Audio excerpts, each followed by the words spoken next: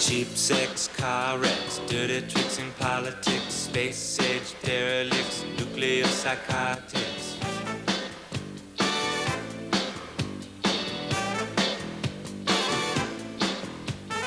Problems of humanity, cold reality, terrible anxiety, victims of society.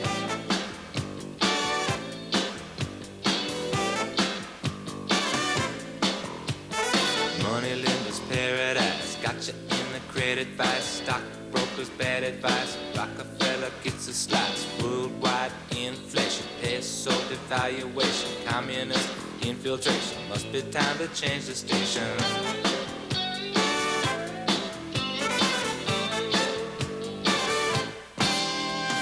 Wouldn't it be nice to go to paradise, leaving all your troubles far behind? Wouldn't like be jolly, hanging out in Bali, a positively different state of mind. Man, these offshore oil rigs are ruining my view.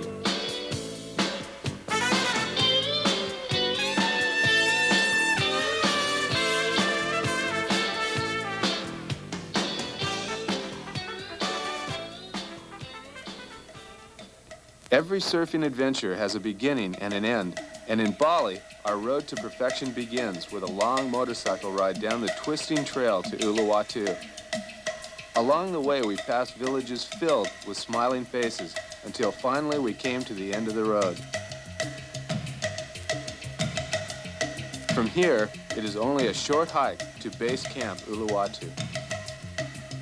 Ironically, the word Uluwatu in Indonesian means cursed waters, but to surfers from around the world, nothing could be further from the truth. One look at the lineup and you quickly realize why Ulu is considered one of the world's greatest waves.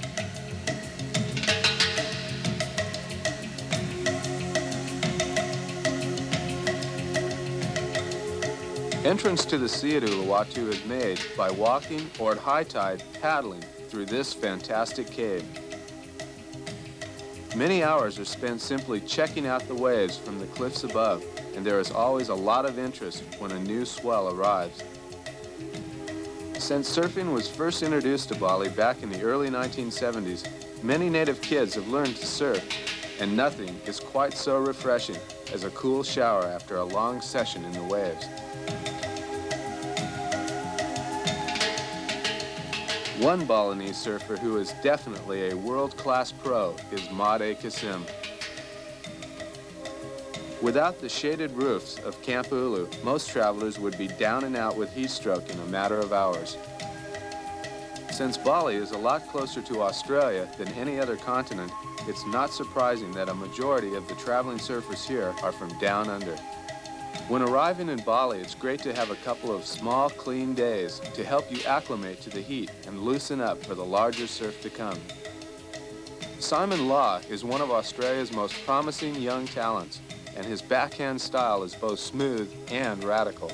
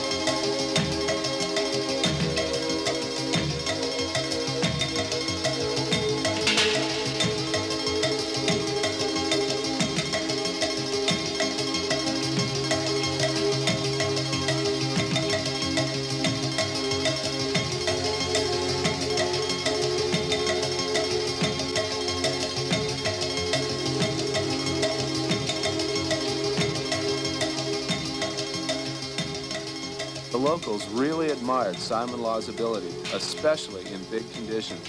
By the end of his second week, Simon had already snapped 3 boards in half, going for maneuvers like this.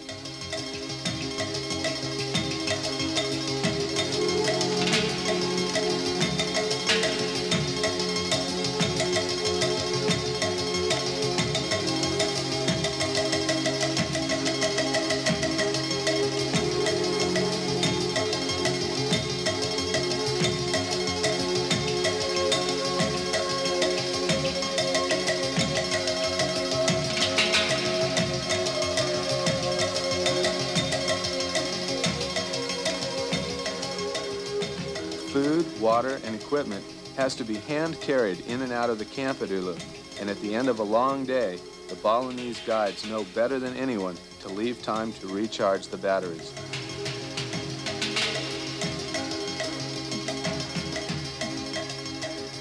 Sometimes, with no surfers out, it's hard to tell how big it really is. On this wave, Steve Wilson needed every inch of his 7-foot board.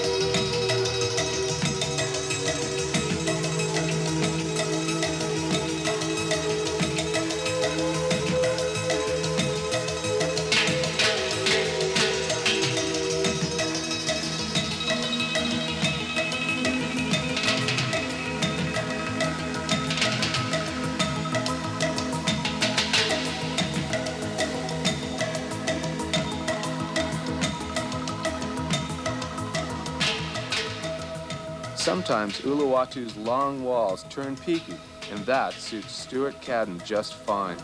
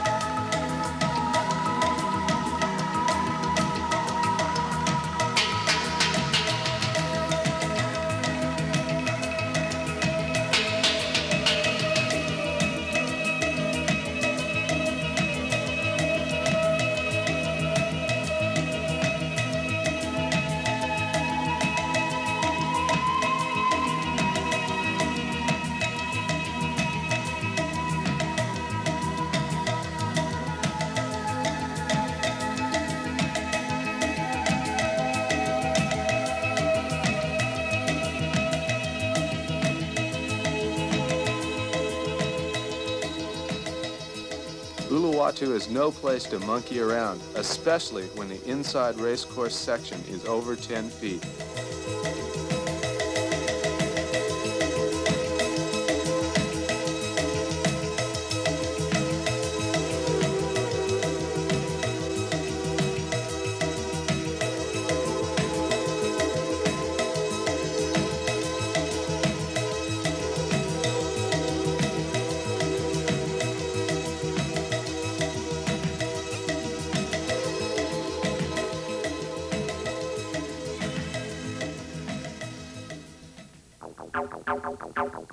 From the day we ride our first wave to when we begin developing our own style as surfers, we all pass through a long learning stage. In the US and Australia, kids are learning to surf before they are even teenagers, and these real dedicated kids are called grommets. Actually, they can remain grommets until 16 or 17 sometimes, since it's more a state of mind than an actual age barrier.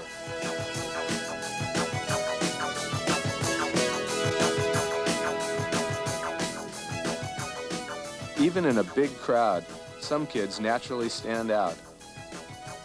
Young Sam Watts is a veteran pro surfer at only 15. One of Australia's brightest stars at only 14 years old is Newcastle's Nicky Woods. Nicky rides a modified winged keel design, and he has enjoyed incredible contest success riding this single fin model.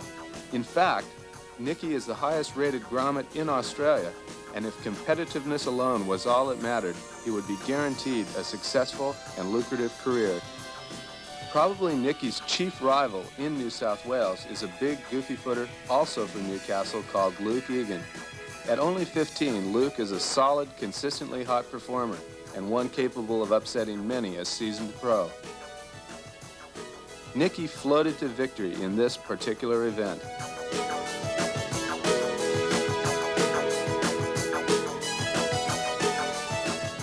During the world's richest amateur contest held in Coffs Harbour, a showdown took place between Nicky Woods and 17-year-old John Shortis.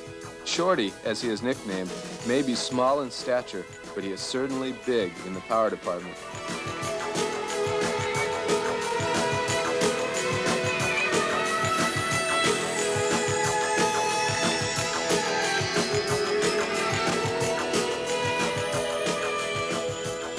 The main prize in this event was a brand new four-wheel drive Jeep valued at $10,000, and both of these grommets were determined to win.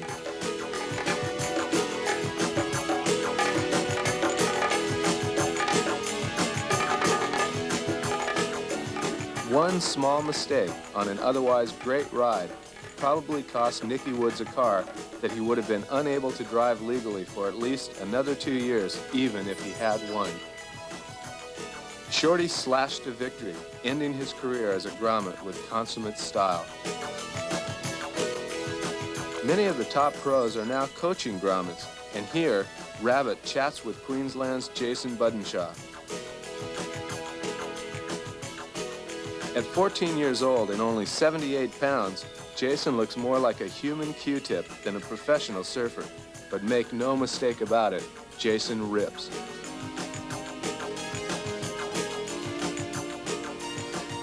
Why, he's so stoked he can hardly wait to hit the water. One of the best things about Jason is that he's so small that he actually makes the waves look bigger. For him, a 3-foot wave is overhead. During the inter-team competition to qualify for the big surf-off at Kira against Sydney's top teams, Jason simply blew away his competition.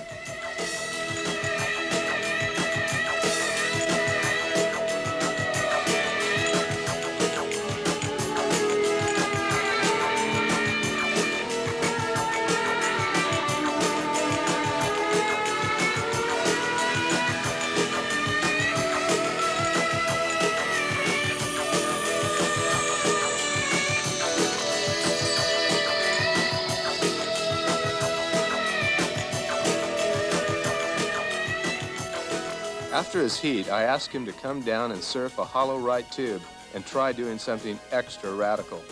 This was his first ride. And here is his second.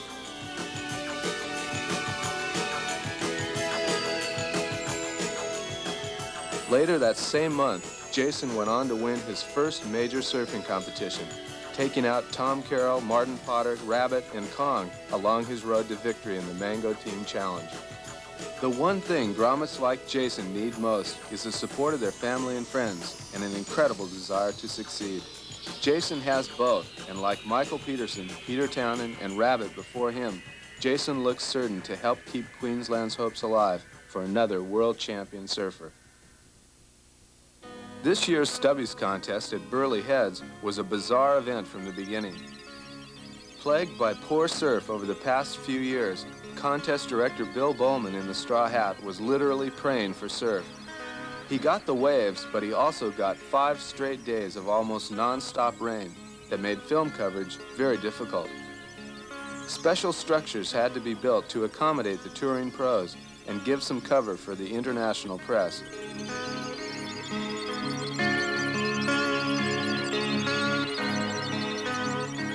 No fewer than 4 nationally broadcast TV stations covered the event daily, and for young competitors like Jason Budenshaw, it was his first exposure ever to live television.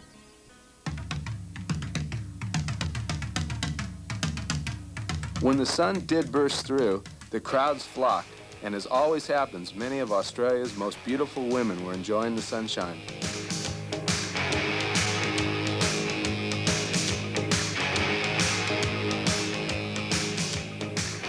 This year marked the first time in over 5 years that women's pro surfing returned to Burley Heads. Much has happened since then, and new faces such as Tony Sawyer were enjoying the clean green walls Burley produced. Somewhere on the South Pacific Island. Women's world champ Frida Zamba from Florida constantly received advice from her coach and boyfriend, Flea Shaw.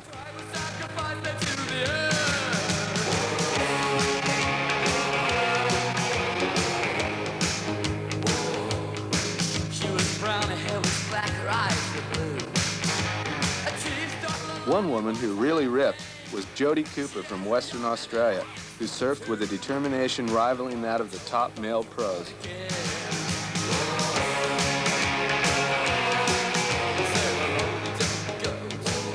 Californian Liz Benavides won this year's event.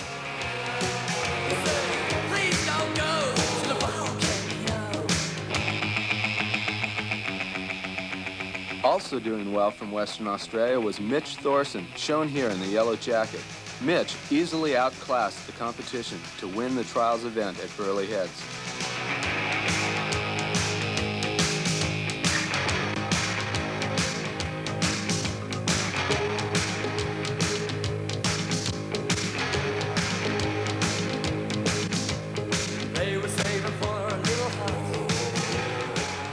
The main event is another story, though, especially when you have to face people like Martin Potter.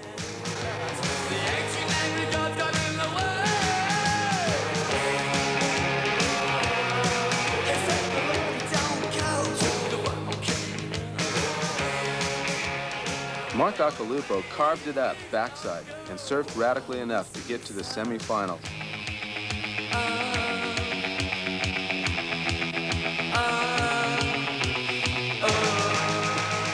Richard Tram put on his best performance ever.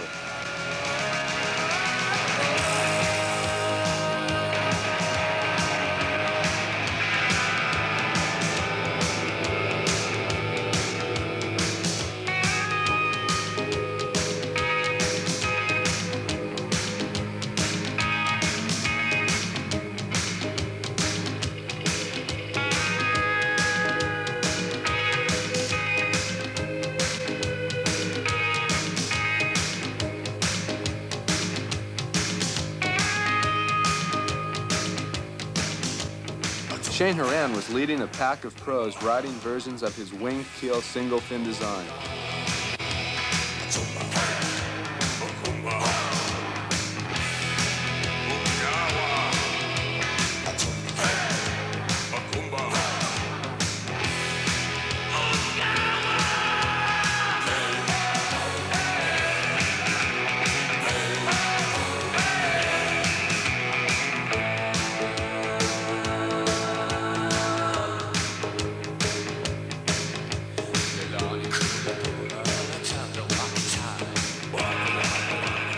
Stubbies proved to be the beginning of the end for Sean Thompson's attack on a second world title.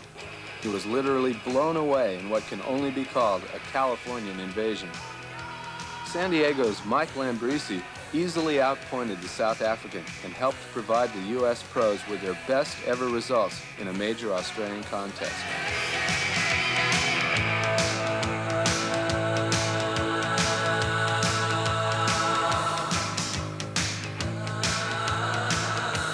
Another classic performance was given by Central California's Dave Parmenter.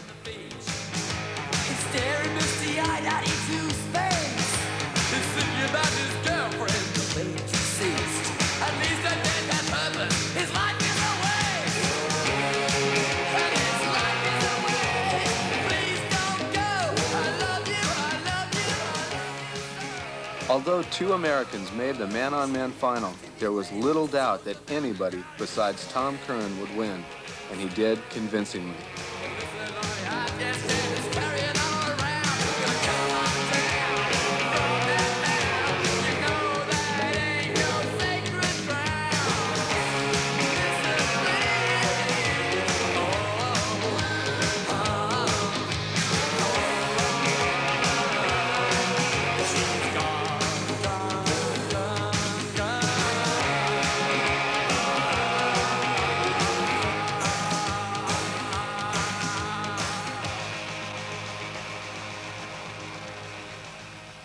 A very different kind of contest from the Stubbies was the first annual Sand Contest, or Surfers Against Nuclear Destruction, which was held early this year on Queensland's Sunshine Coast.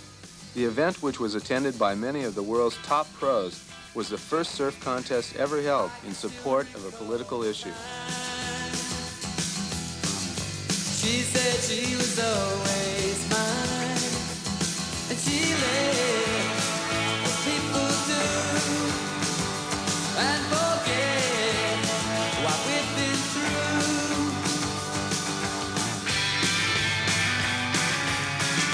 It's not that she's gone away. Yeah, it's the things Kong was surfing at his home beach break, and his local knowledge would later bring him into a classic semi-final match against Mark Akalupo. when we got no defense. That's her. I'll never believe her again. She might have deceived all my friends. I know that we'll see in the end. But why do you believe what she says? Yeah, I want you back. I want you back. I want you. She says, she says, she says, she says, yeah.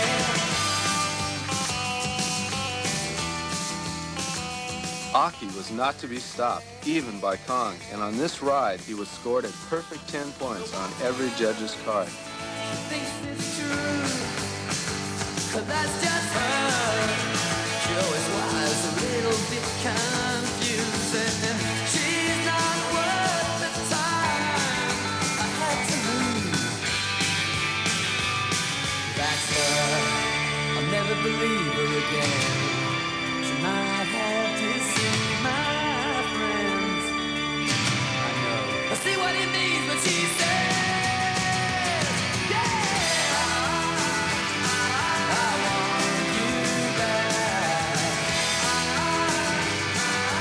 want you back. I want you. She says, she says, she says, she says, she says, she says, I want you back. She says, she says, I want you and only you.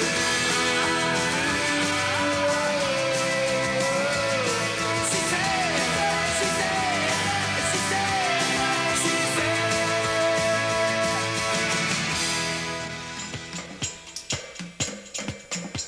It used to be so simple to get away from the California crowds by driving south of the border to catch some uncrowded waves in Mexico. But things have changed faster here than the value of the peso, and today you are more likely to see a surfing contest than you are a surfing taco. In fact, riding waves has become so popular here in Mexico that they now even have a surfing bank. The Rancho Coda Pro-Am is an annual event held each summer at K38, just over the border in Baja, California. Alan Sarlo from Los Angeles has made it down for the event all 3 years it's been held. Nowadays, the best way to recapture the classic Mexican adventure is to hop on a chartered airplane and fly down to any one of a number of classic breaks. We chose the island of Scorpio, and with a full moon and hurricane in position, we felt confident we would score some classic waves. It's always important to bring some hot talent along to film, and Chuy Reyna was the first person who came to mind. Being of Mexican heritage, Chuy really knew the value of a siesta. Why, he'd sleep anywhere, on top of the car, lying on the ground, even sitting up. I prayed he'd wake up once he hit the water. And the other guy I brought, Peter King, was just as strange, with his weird Stevie Wonder imitations, and just get a load of his reaction to our plane. Hey, Peter, it wasn't that bad. True, it was a confiscated German spy plane, but at least we were pointed in the right direction. South. Once we were airborne, Numerous right point breaks came into view, and 2 hours later, we had our destination in sight. Coming in for a landing, we could see waves wrapping in around the end of the island.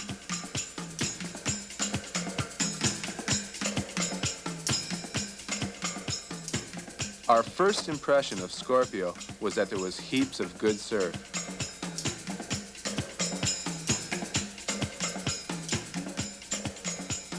After checking into our deluxe accommodations, we discovered that although less than 1,000 people live on Scorpio Island, they already had a surf club here. Since the closest waves were 1 mile away, we had our choice of 3 types of transportation: by foot, by bike, and if we were really lucky, by truck. Now, most trucks are measured by horsepower, but on Scorpio, it was strictly manpower. And more often than not, we walked to save time. The first morning was a peaceful beginning to what became a non-stop surf till you drop marathon.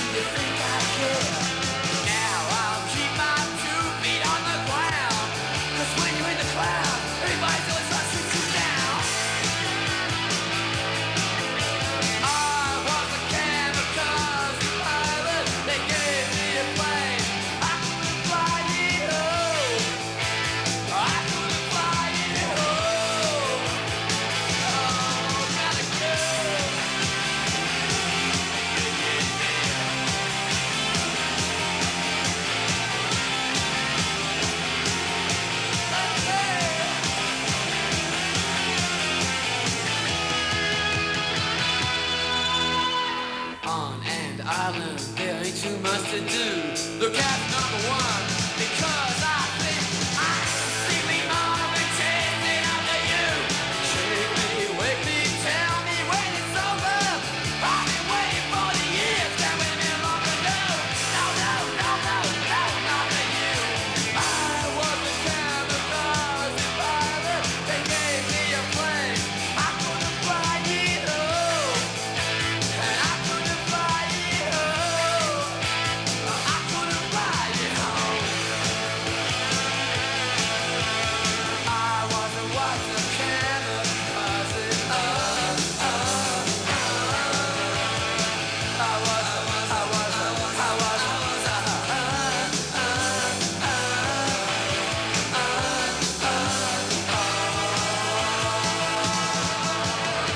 Cherry blossom, falling down. Cherry blossom, falling down. Cherry blossom, falling down. Cherry blossom, falling down.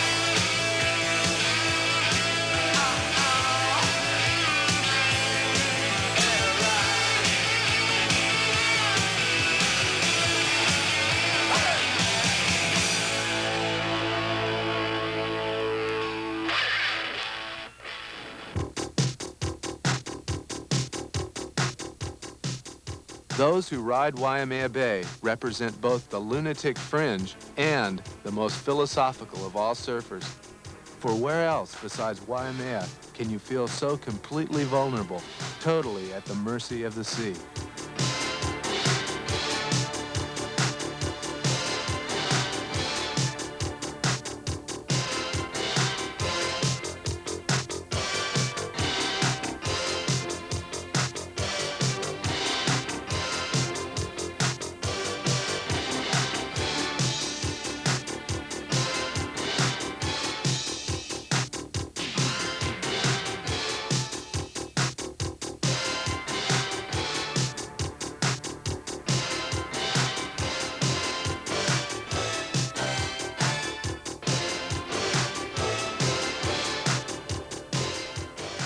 Sometimes the waves aren't scary enough by themselves, and to make matters worse, you get all sorts of kamikaze pilots hell-bent on destruction.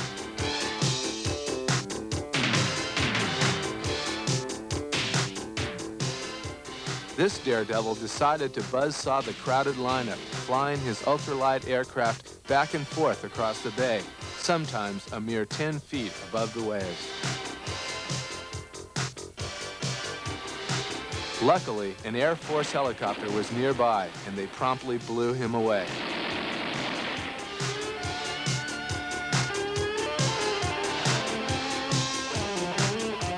Whether you prefer riding a classic 11-foot pintail gun or a more hot-doggable 9-footer, you still need all the guts you can muster to take the drop.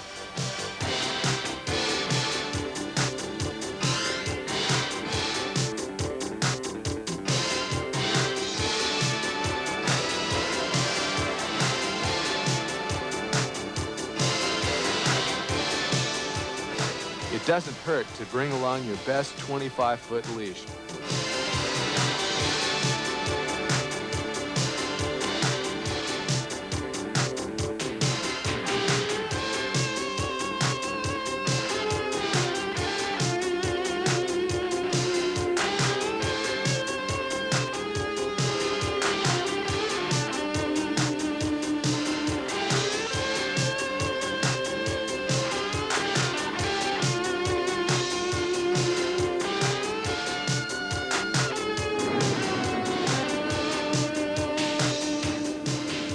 Standing on the shore just 50 yards away from the bay's full fury gives you a false sense of security. Building a home here seems downright suicidal.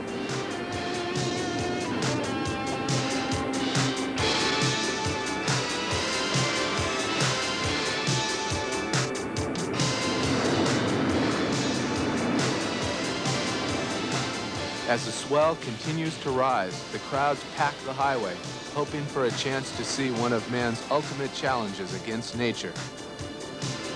At 20 to 25 feet, the drop at Waimea takes on a quality of epic proportion, over 30 feet, it becomes a matter of life and death.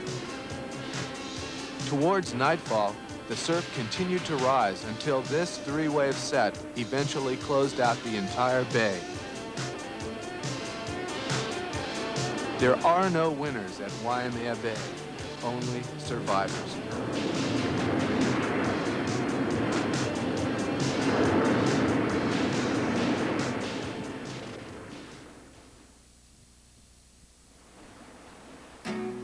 Only a surf photographer knows the feeling.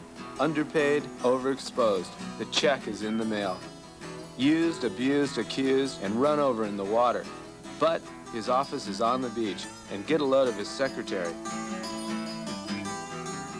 Queensland's Gold Coast has Australia's most idyllic climate.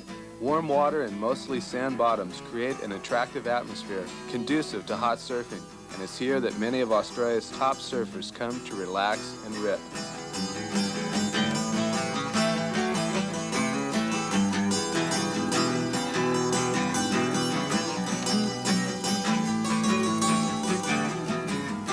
Wayne McEwen, shown here, and Tony Ray aren't too well known on the international scene, but they nonetheless are always standouts here.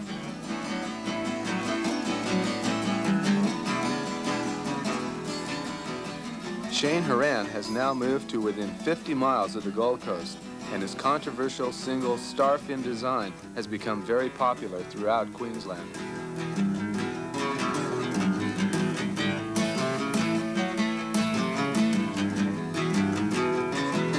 Tom Curran's loose, floating style is perfectly suited for experimentation on Burley's long walls.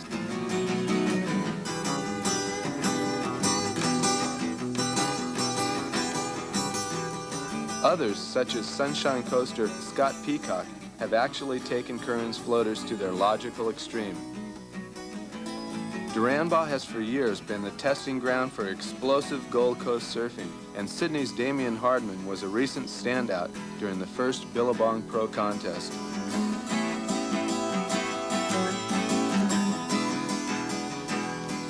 When Kira is pumping, it can be the sweetest ride down under.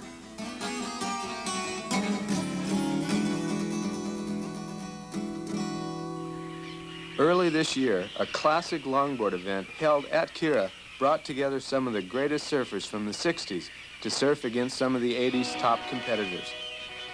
Rabbit and Shane Horan competed against Midget and Nat Young for the first time on modern Mal longboards, and a great time was had by all.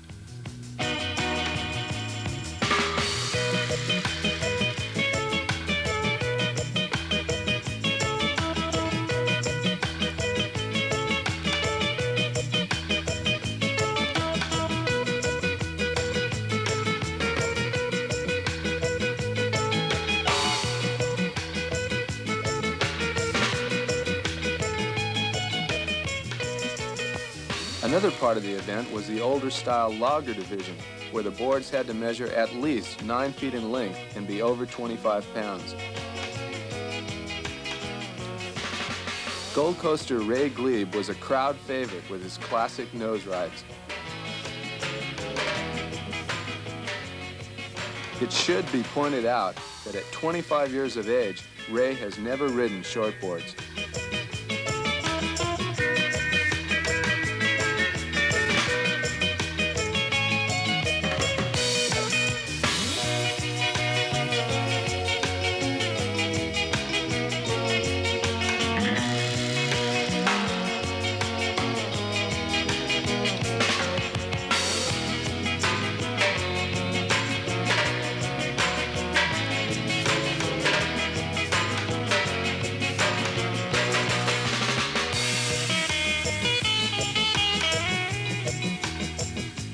Andrew McKinnon is one of the world's hottest switchfooters, and he got some of the contest's best waves to experiment on.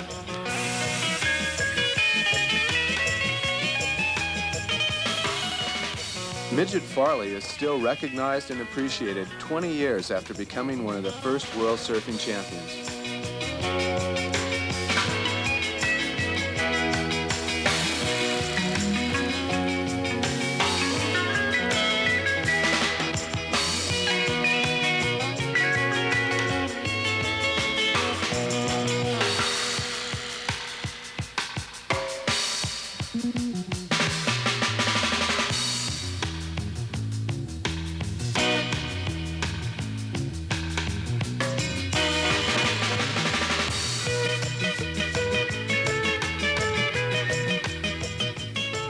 Shane Horan got probably the ride of the contest on this wave.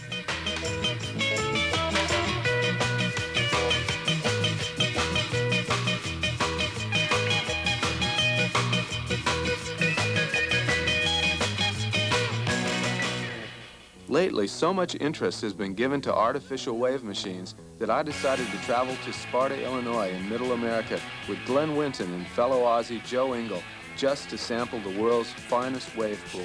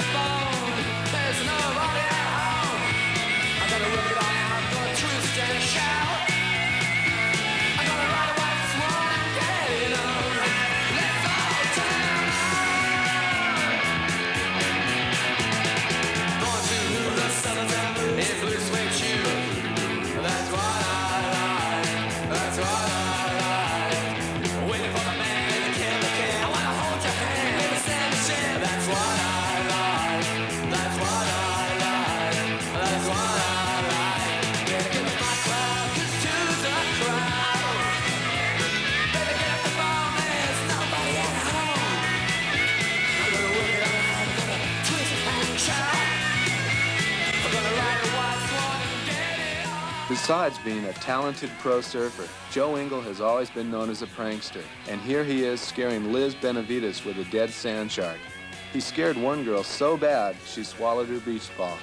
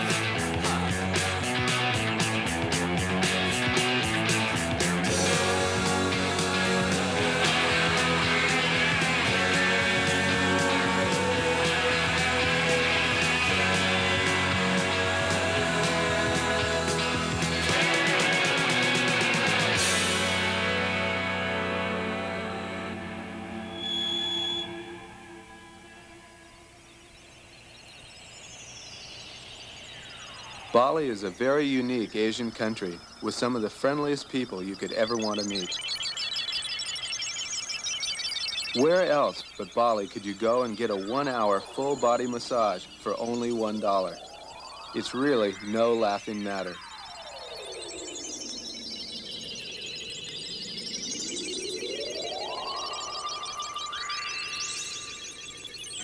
The serenity that goes with living a quiet, almost primitive existence compared with that of Western civilizations has a calming and peaceful effect on all who visit her shores.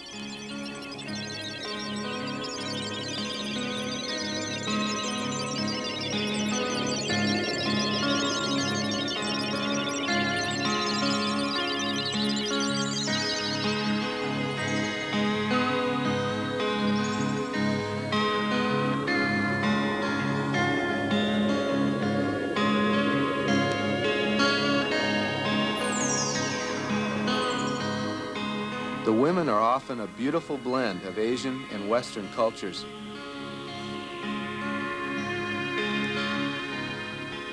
The calmness and quiet to be found on land is quickly shattered when venturing seaward, for Bali has some powerfully destructive surf, especially on the lowest of tides. There is much to see and do in Bali besides go surfing, and a short drive inland from the beach can deliver you to a place where time stands still and you are caught up in the playful and spiritual heritage that give Bali its uniqueness.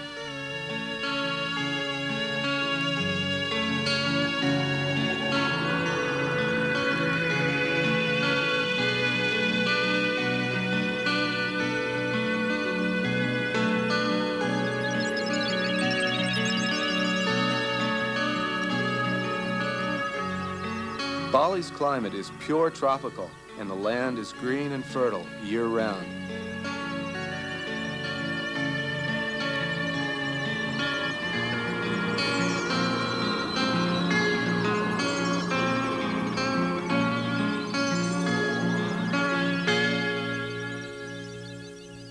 Of all the islands in Southeastern Asia, only Bali has Hindu as its principal religion, and everywhere are temples and statues to their gods.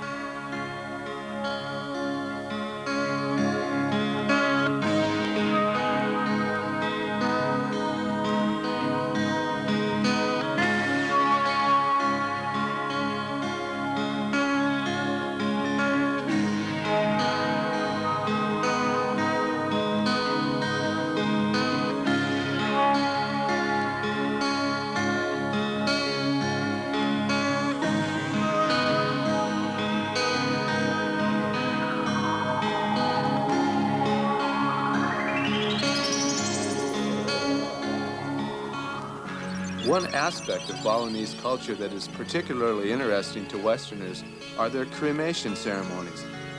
It is here, amidst wild celebrations, that their dead are laid to rest. And strangely, these huge festivals are not only open to the public, but are actually promoted as a major Balinese tourist attraction.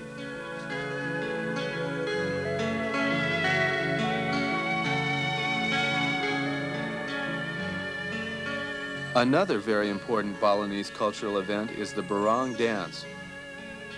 This spectacle features a mini version of the Balinese Philharmonic Orchestra and includes some of the island's greatest dancers and artists.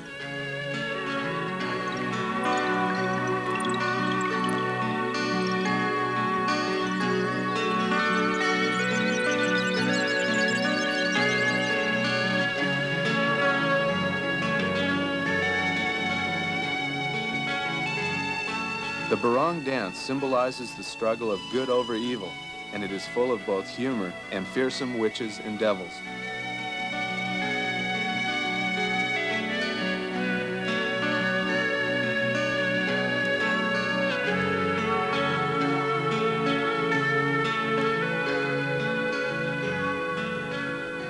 We've all had the experience of a classic one-day swell that seemed to disappear overnight just as quickly as it arrived, leaving us only the memory of a few hours of perfection.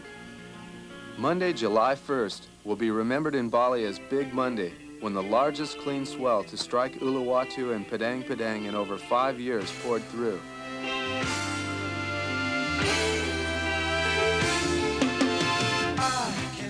Hawaiian big wave rider Ronnie Burns was the only pro-class surfer on the island, and he made the most of Padang's challenging barrels. Some people say that the wave here is so great that they had to name it twice, Padang, Padang. Next day you're gone, I keep asking myself, what's gone wrong? What's gone wrong? Once we were one, life was so much fun, but now we live like two. I'm so lost without you. I'm so lost without you. Oh, I can't seem to forget you. Now that you're gone, you know I can't stop thinking about you, baby. What's gone wrong? One day we're together, and then the next day you're gone. And I keep asking myself, what's gone wrong?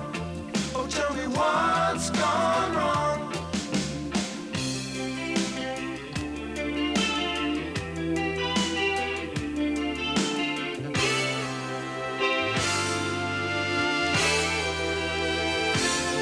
Oh, when I rolled over this morning, you weren't there. You don't believe I love you, or else you just don't care. I guess you just don't care. Oh, I can't seem to forget you, baby. Now that you're gone, I guess I can't stop thinking about you, girl. What's gone wrong? Well, one day we're two, one day we're together. Next day you're gone.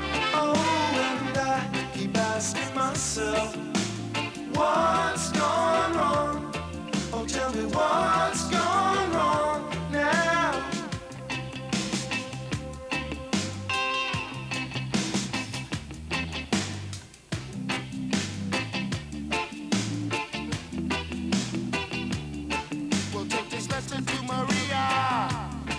Yes, address it to my wife. Now tell her I won't be coming home. I've got to start a new life. Well, I met this little girl when she belonged a friend of mine. I met this little girl when she belonged a friend of mine. It makes no difference 'cause she was so kind. I knew sooner or later that she would be mine. I woke up this morning, I was feeling so fine. I went to call my girl, but I didn't have a dime. I don't have a phone 'cause I couldn't get alone. And what I had for breakfast was my little doggy bone. All you people in the world are feeling down. Pull up a chair and gather around. 'Cause here's a little story that must be told. 6 cool brothers stood on hold. They walked on our ego, they must stepped on our pride. But 2 cool brothers just took it in stride. Through thick and thin, from beginning to end, the battle we are lost, the war will win. So take this letter to Maria. Yes, I trust it to my wife. Now tell her I won't be coming home. I got to start a new life.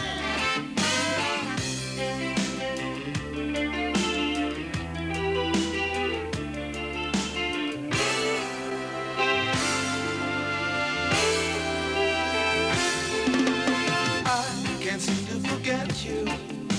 Now that you're gone, I can't stop thinking about you, baby. What's gone wrong? One day we're together, and then the next day you're gone. I keep asking myself, what's gone wrong? What's gone wrong? Oh, I can't seem to forget you. Now that you're gone, I can't stop thinking, I can't stop thinking now.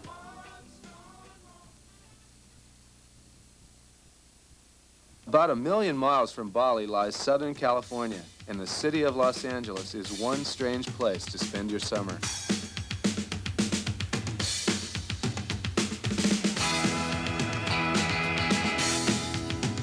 Yeah, good job now, see you don't take no mess. How do I know? I can tell by his dress. His suit is cool and he's looking around for all the hip things going down. Hey!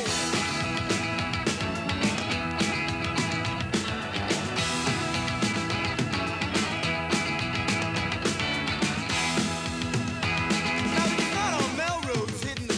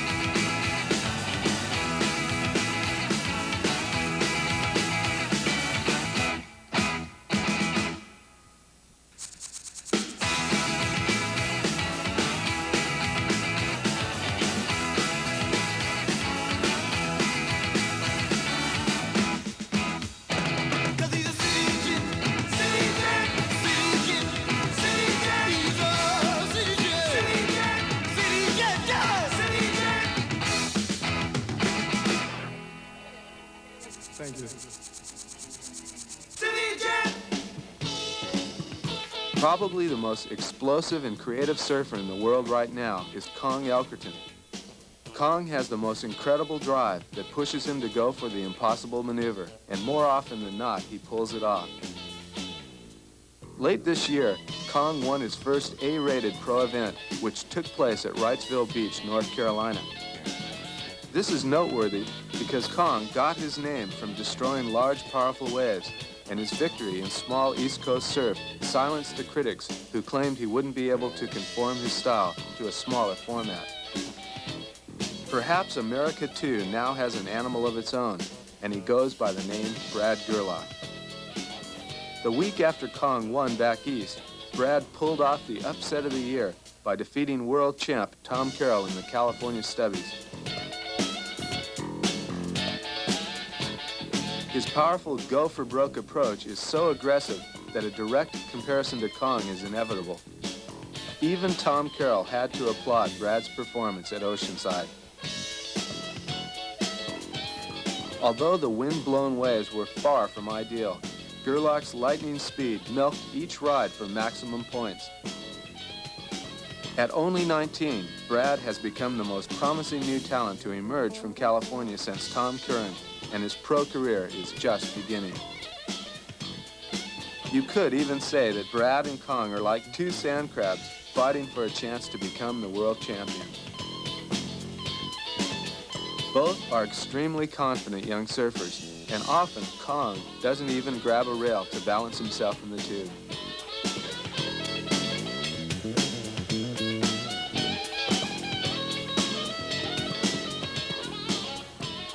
At home in Australia, Kong has a variety of waves to choose from, and whether it's point surf at Noosa Heads or beach break grinders on the Gold Coast, Kong surfs them all like a champion.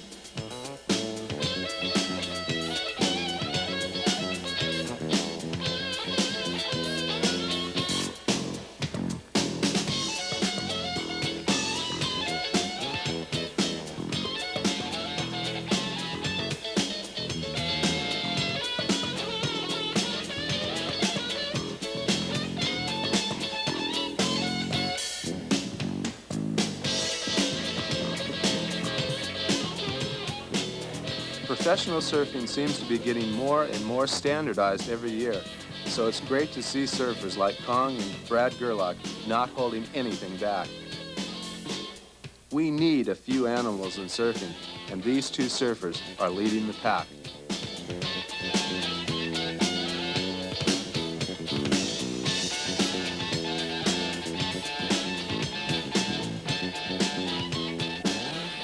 Until recently, Glenn Winton has probably been the least known of any of the top 10 pro surfers. Then, early this year, he shocked the surfing world by predicting that the 1985-86 season would be the year he went all out for the world title. A rather bold prediction, and yet, in early October of 1985, Glenn was firmly in second place on the ASP ratings.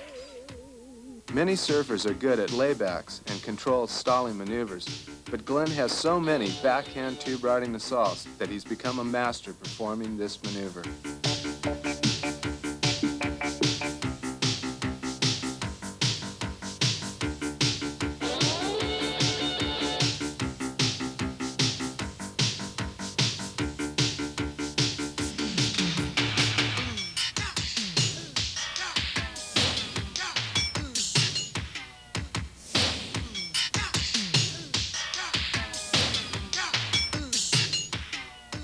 Like Mark Richards in his early years, Glenn has what appears to be an almost awkward style, but it is this very functional and consistently radical approach that gives him an edge in a contest.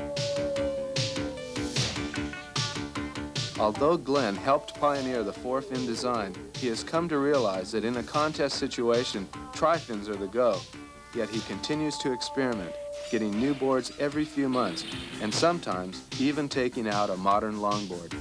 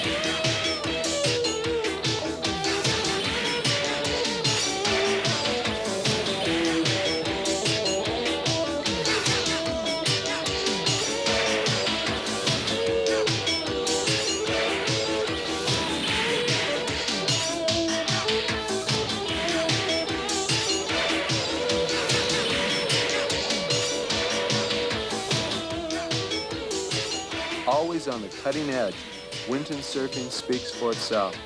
After years of competing around the world, Glenn has now, at long last, established himself at the top of pro surfing's hierarchy. Nowadays, during all surfing events, sponsors present other interesting sideshows besides just surfing.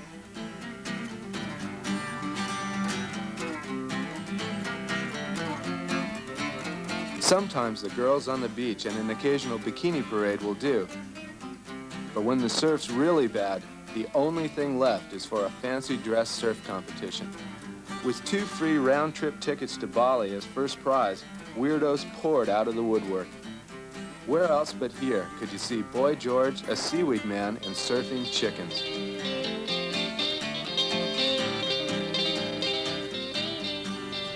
These were 2 very hungry, no, make that horny chickens. This year, even a Polish breakdance team got into the main event. The chickens really had it together, especially when they decided to turn the priority buoy into a giant egg.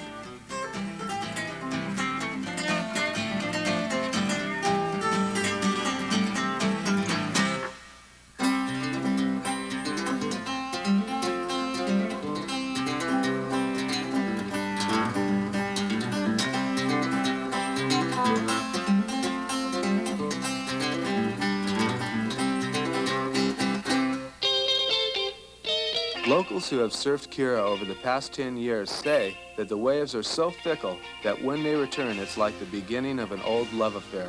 The hollow conditions during this year's Mango Team Challenge brought back a lot of memories.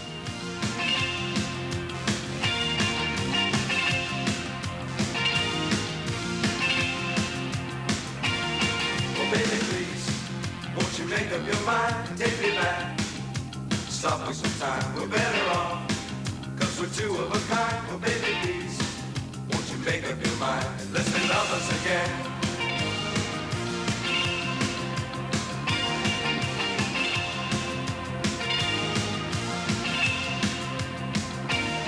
Oh baby please, won't you make up your mind and take me back? Stop wasting time, we're better off. Cause we're 2 of a kind, oh baby please, won't you make up your mind, let's be lovers again.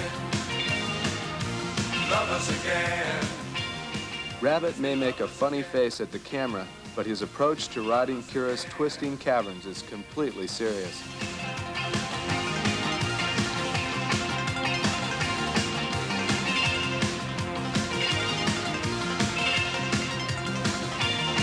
Oh baby please, won't you make up your mind and take me back?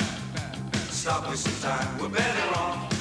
Cause we're 2 of a kind, oh baby please, won't you make up your mind, let's be lovers again. Lovers again. Let's be lovers again. Lovers again.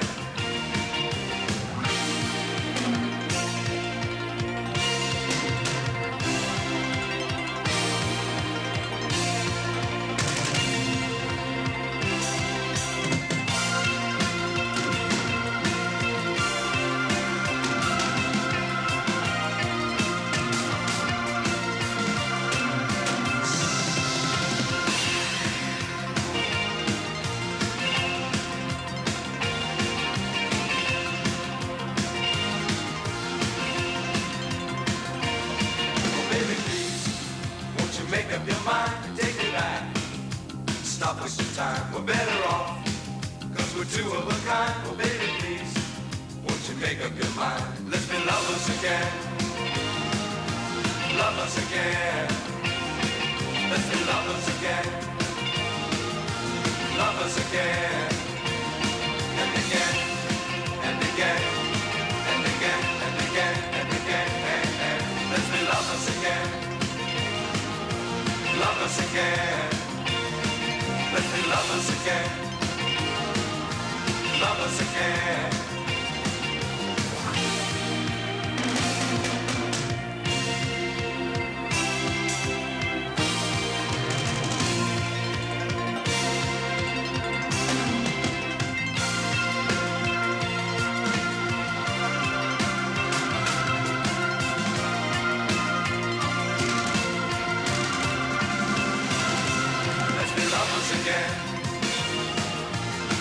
us again. Let's be lovers again. Lovers again. And again. And again. And again. And again. And again. And again. And again. And again. And again. And again. Oh, let's be lovers again. Sydney's Stuart Cadden is a relatively unassuming young surfer who is practically fearless over Ulu's shallow reefs. Tube riding is his special gift.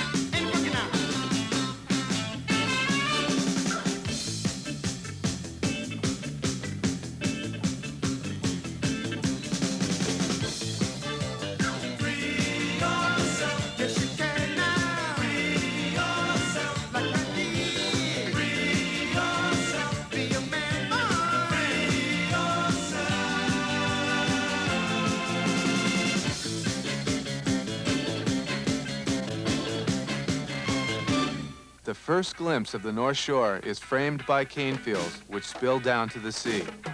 Driving down the Cam Highway towards Haleiwa, the mind conjures up all sorts of heavy thoughts. The pipeline has gone through some radical changes this winter. Too much sand covered the reef, resulting in some pretty ugly closeout sections. Here, Derek Ho shows his skill on a clean stand-up tube.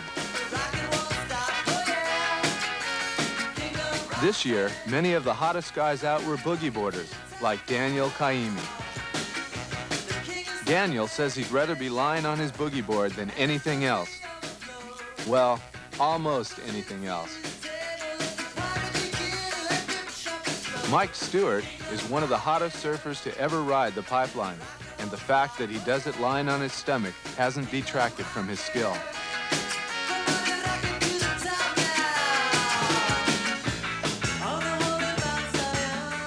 John Dom is the heir apparent to the throne at Pipeline, and when he sets his mind to making a wave, he usually finds a way out.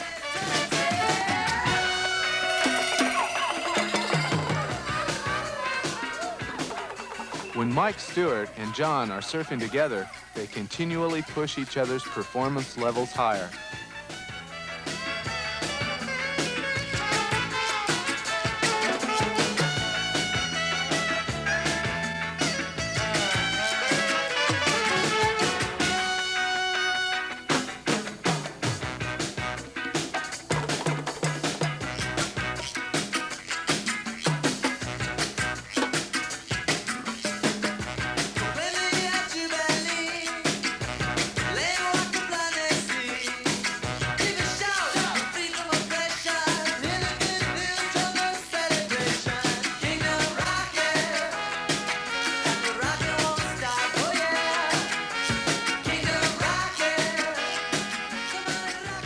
From the top of Comsat Hill, high above Sunset Beach, the ocean can look downright tame.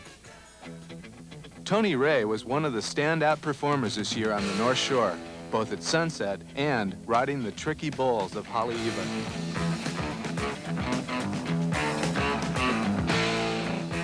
Haleiwa holds a lot of swell and is one of the last places on the North Shore to close out.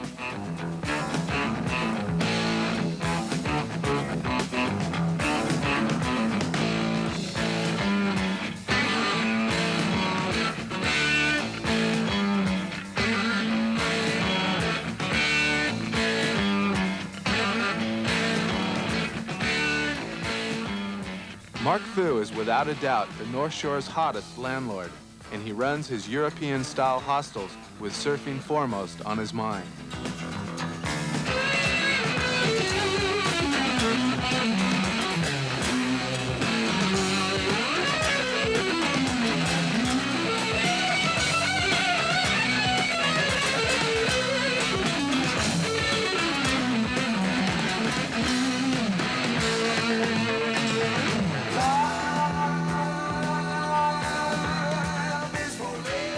Denton Miyamura is one of the standouts here, and he knows exactly when to bail out.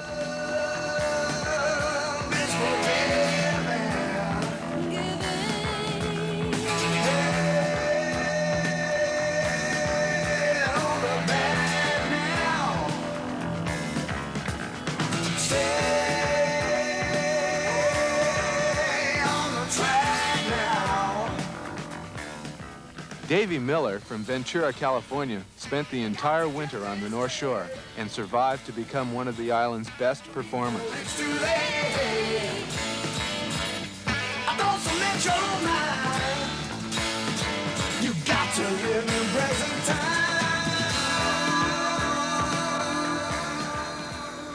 Check out Davey's form in setting up Sunset's tricky inside bowl.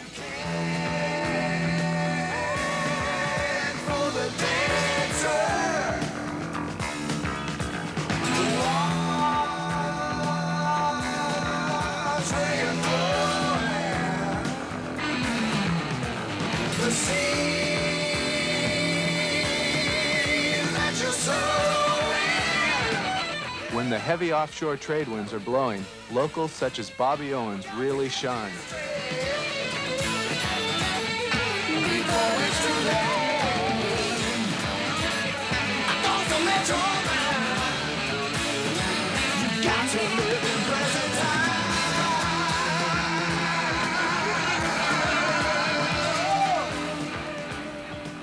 Whether he's sharing a big drop with Kenny Bradshaw or out carving at Laniakea, Bobby perfectly illustrates how years of dedication can really pay off.